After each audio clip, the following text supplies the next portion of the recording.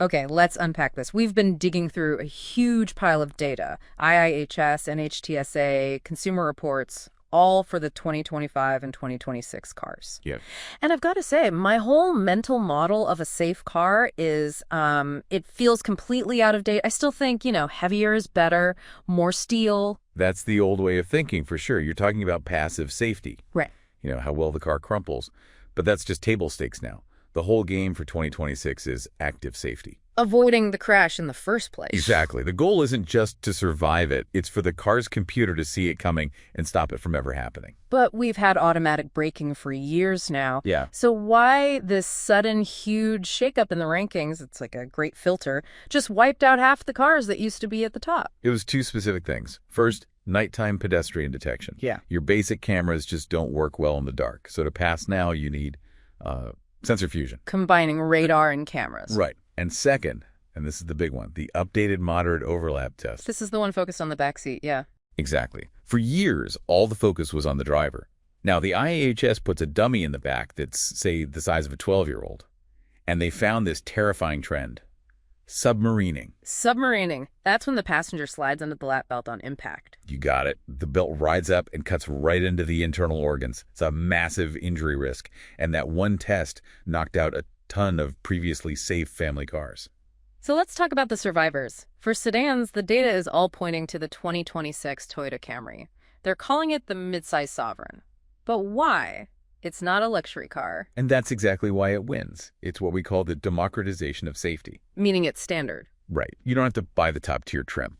Toyota made Safety Sense 3.0 standard on the base model, but the real game changer is a feature called Proactive Driving Assist.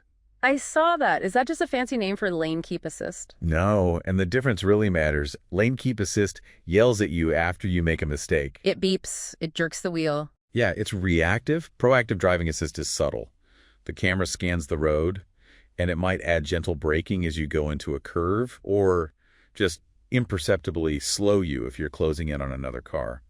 No jarring alarms. So it's reducing your cognitive load instead of just adding to it? That's smart. It just makes you a better driver without you even noticing. Okay, let's move to the family haulers.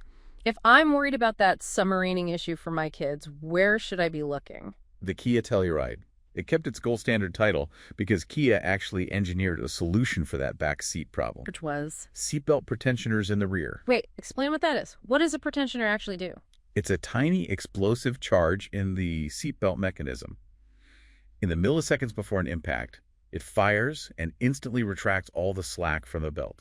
Pinning you to the seat. Exactly. So you can't slide forward. Front seats have had them for decades. Kia was just smart enough to put them in the back, too. And they have that safe exit assist feature. Oh, yeah, that's brilliant. It uses rear-facing radar. If your kid goes to open the door and sees a bike or a car coming up from behind, it just keeps the door locked. That's a lifesaver. Now, what about smaller SUVs?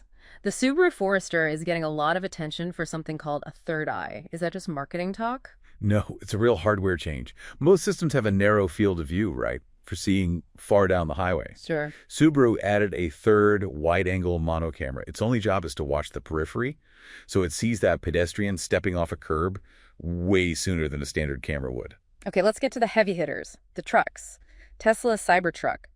The notes call it an apex predator, but it just looks like a rigid brick. How is that safe? So you have to separate two different things, the crumple zone and the rollover risk. Pickups are dangerous because they're top-heavy, they roll easily. Right.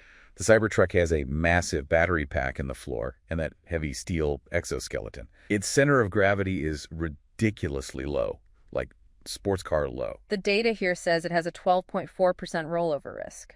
For a truck, that's insane. It's a statistical anomaly. A 4-star rating in a class where that basically never happens. But if I'm not quite ready for a stainless steel triangle, what's the traditional pick?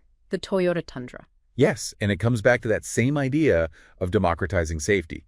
The big American brands often make you buy a luxury trim to get things like adaptive cruise. Toyota puts it on their basic work trucks. So to boil this all down, if you're in the market, sedan, you're looking at the Camry for its standard tech, family SUV, the Telluride for rear seat safety, and for trucks, it's the Cybertruck for its physics, or the Tundra for its value. Those are the clear winners. But I do want to leave you with one final thought. We're seeing these incredibly heavy EVs like the Cybertruck, introducing these massive rigid structures to our roads. Hmm.